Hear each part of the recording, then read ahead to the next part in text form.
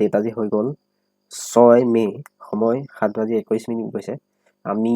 বৰ্তমান natural gas চাই আছো নেচাৰেল গেছত ডাউন সাইডে পজিশনাল ট্ৰেড ল'বলৈ চাই আছো কালি যোনটো আমাৰ ভিউ আছিলে নেচাৰেল গেছৰ আমি যোনটো 200 EMA ব্ৰেক কৰিলে আমি ডাউন সাইডত ট্ৰেড ল'ম বুলি ৱেট কৰি আছো বৰ্তমান এবাৰ ব্ৰেক কৰাৰ পিছত আকৌ ৰিটেষ্টমেন্ট কৰি আপ সাইডত গুচি গ'ল মাৰ্কেট আমি ৱেট কৰিছিলো 5 মিনিটত গৈ 5 মিনিটত যদি চাই আপুনি কোনো ধৰণৰ বিয়াৰিছ প্যাটাৰ্ন আমি পোৱা নাই বৰ্তমানলৈকে এডখত যদিও ৰিটেষ্টমেন্ট কৰি ডাউন সাইডত আহিছে এইকনলৈকে কোনো ধৰণৰ এনেকুৱা ক্যান্ডেল পোৱা নাই আমি ডাউন সাইডত ট্ৰেড ল'বৰ কাৰণে আৰু এটা আমি কালি প্ৰেডিকচন কৰিছিলো নেচাৰেল গেছ কি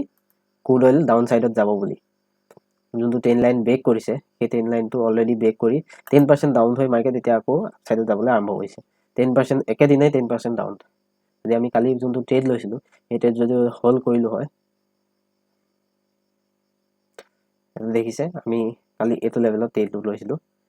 আৰু অলৰেডি আজি 10% ডাউন কৰি মাৰ্কেট 10% মানে কালি আমি যদি এটা লট হোল্ড কৰি ৰাখিলোহেঁতেন 10% 10,000 rupees বা 12,000 rupees আমাক প্ৰফিট হ'লহেঁতেন এডাল 10 লাইন আমি কালিয়ে মাৰ্ক কৰি ৰাখিছিলো আৰু আমি কৈছিলো এটা ভাল ট্ৰেড ডাউন সাইডত বনিব বুলি আৰু ডাউন সাইডত ধুনীয়া এটা ট্ৰেড বনিলে নেচাৰেল ক্ৰুড অইলত আৰু এতিয়া আমি বৰ্তমান ৱেট কৰি আছো নেচাৰেল গেছত ডাউন সাইডত যদি কোনো ধৰণৰ 5 মিনিটৰ ক্যান্ডেল পাওঁ বা বিয়াৰিছ প্যাটাৰ্ন পাওঁ আমি সেল সাইডত যাবৰ কাৰণে আৰু যদি আমি সিলভাৰো চাওঁ সিলভাৰ বৰ্তমান আপ সাইডত এতিয়া আজি 6% আপ সাইডত গৈছে মাৰ্কেট আৰু ইয়াৰো এটা 10 লাইন ব্ৰেক কৰিছে আমি যদি মাৰ্ক কৰো 10 লাইনটো এডাল 10 লাইন এটো ৰেজিস্ট্যান্ট লেভেল আছিলে এটো এটা ৰেজিস্ট্যান্ট লেভেল এডাল মাৰ্ক কৰি আছিলো এডাল অলৰেডি ব্ৰেক কৰিলে ৰিটেষ্টমেন্ট কৰিলে আমি ইয়াতো বাই কৰিব পাৰো আৰু গোল্ডটো আপ সাইডত গৈ আছে মাৰ্কেট গোল্ডটো এটা এডাল 10 লাইন আছিলে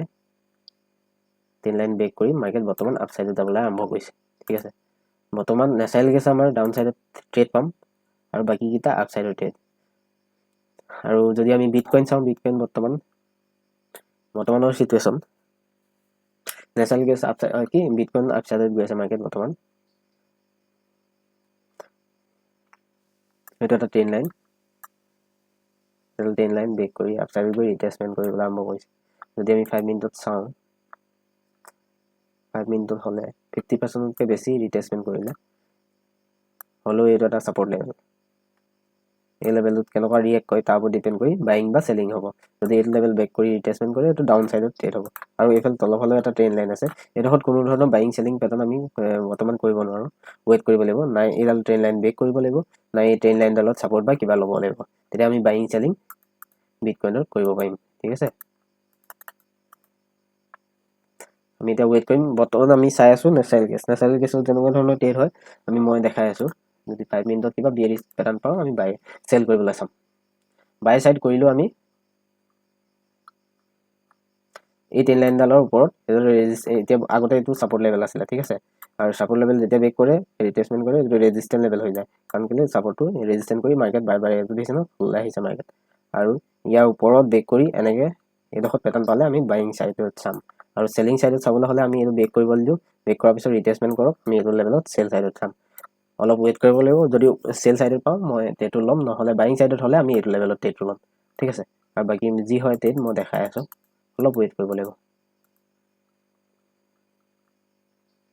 9:37 চল আমি নেচাৰেল গেছত অলৰেডি ট্ৰেড লৈ ললো